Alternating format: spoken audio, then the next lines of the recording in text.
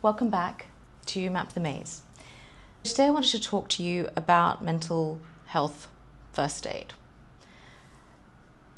Let me start with a story. A couple of years ago, I was working with a couple and there had been an affair. There was a lot of anger and bitterness, and it had quite quickly become hatred. The challenge for mediation is that hatred is a difficult emotion to deal with if you are trying to negotiate. So I'm not minimizing what happened, and I'm not saying that's not a legitimate emotion to have. The challenge is that hatred is overwhelming. It really overwhelms everything. So even anger is something that I can work with in a mediation, in the sense that if people are angry, they tend to be quite energized by the anger, and so they will run around, they will get the documents, they will go and get the legal advice, they will want to come back to the room, they will want to start negotiating. It's an energizing emotion. Hatred is not. Hatred is an emotion, at least from my perspective, from what I have seen, where it shuts people down, and the only focus then becomes punishing the other person for being hated. But the challenge is, it stops people from being able to negotiate, which means that they really struggle to mediate, because mediation is negotiation. And the other problem from my perspective is that it's very self-destructive.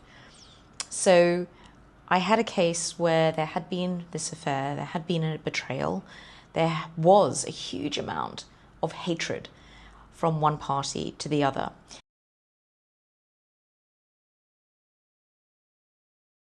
I spoke to this party several times privately and said, I'm worried about how you are coping with the breakdown of the relationship. I'm worried about how you're processing it. And as a mediator, I'm worried about what is happening in the room, because the hatred is stopping you from being able to focus on what you need to get done, and is stopping you from focusing on achieving your priorities in the mediation. We had that conversation several times, and each time I suggested to the person that it would be really good for them to have some mental health support, to work through some of these issues with somebody who could actually, with context, guide them through what they're experiencing, and also help them to process that. Sometimes I've worked with people and they say, I need to go and actually get some mental health support in order to be ready for the mediation process. That's an incredibly high level of self-awareness. Unfortunately, even though I had this conversation several times with this client, all they would ever say is, I don't need it, I'm fine, this is fine, and I will go when this is finished. I.e., I will go and get help from a mental health professional when this is finished.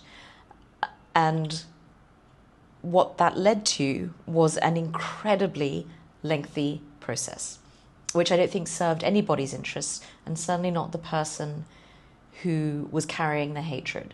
That it was a way of maintaining negative intimacy. That sounds like a strange term, negative intimacy, but sometimes at the end of a relationship, all that is left is some connection, some interaction.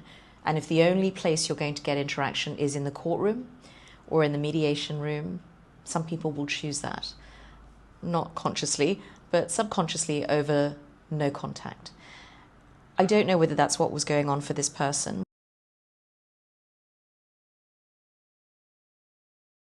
What I do know is that their refusal to go and get some mental health support, or the inability to get the mental health support, or the denial of the need for mental health support, led to a protracted process, and also a process that was much more antagonistic than it needed to be. And I think, given the resources that were consumed by that process, because everybody in this case had money to have legal advice, but having all of those resources consumed led to a worse outcome for everyone. That it seemed like punishing the other person would really just hurt them, and actually it ended up hurting everybody.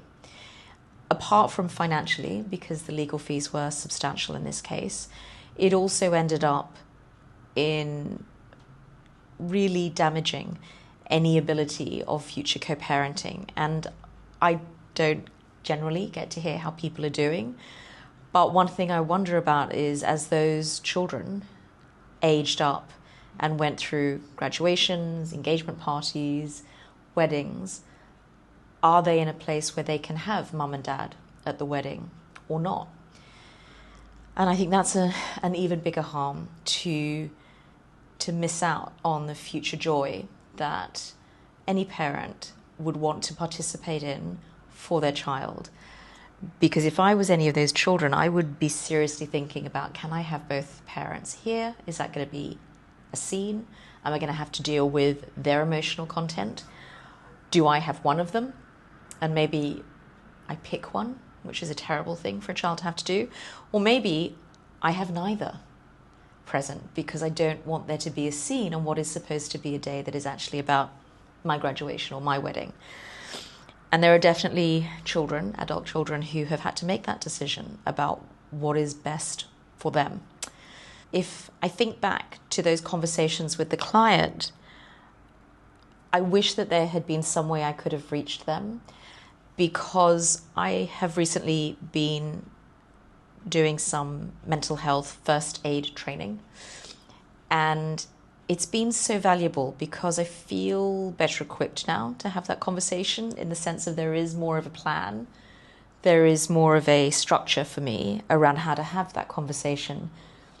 But what I do see is people, for some reason, believing that one of the most stressful and difficult things in their life isn't going to impact them emotionally and psychologically. So that's a fallacy. That is not true. People, even if you are ready to get divorced, it is going to impact you psychologically and emotionally. And maybe it's minimal, and maybe it's in positive ways, but there will be an impact.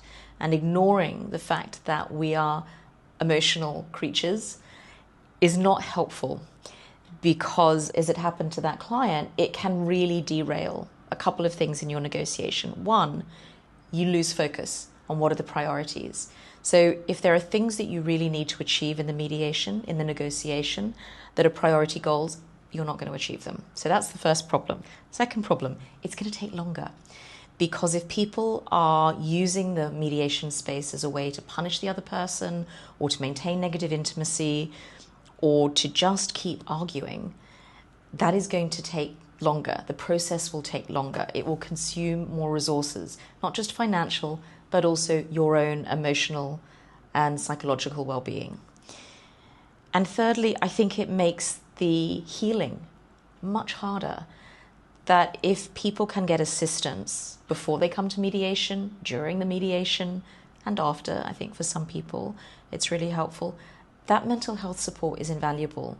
And so if you are experiencing separation or divorce and you think, no, I'm fine, I'm okay, I would just suggest it doesn't hurt to go in, talk to somebody. If you come out of that and think, actually, I do feel fine, I feel adjusted, I feel like I can manage this, that's great. But you may go into that room and find that being able to talk to a mental health professional who really understands the context of separation and divorce, and also all of the losses that will be going on, can be incredibly helpful for both your peace of mind, and for those of you who are so minded, for your productivity. So I would say seeing mental health professionals is a return on investment that you can't afford not to make. That it is so valuable. There are friends and family who will support you and love you, but as I've talked about before, the challenge for them is they are not divorce experts. They may have experienced divorce, but the problem is that will very much colour their experience of what happened and what they say to you. And the other factor is they love you. Your friends and family love you. So they will not be giving you balanced advice. I can't say it strongly enough, but if you are going through divorce and separation, please seriously consider finding a mental health professional. If you're stuck and you think, look, I really don't know anybody that would be appropriate in this space, you can always, most solicitors have a list of people that they refer clients to. that they trust, that they have worked with over time. Ask your mediator. Mediators generally quite comfortable hanging out with mental health professionals and counsellors, so you can always ask your mediator for a referral.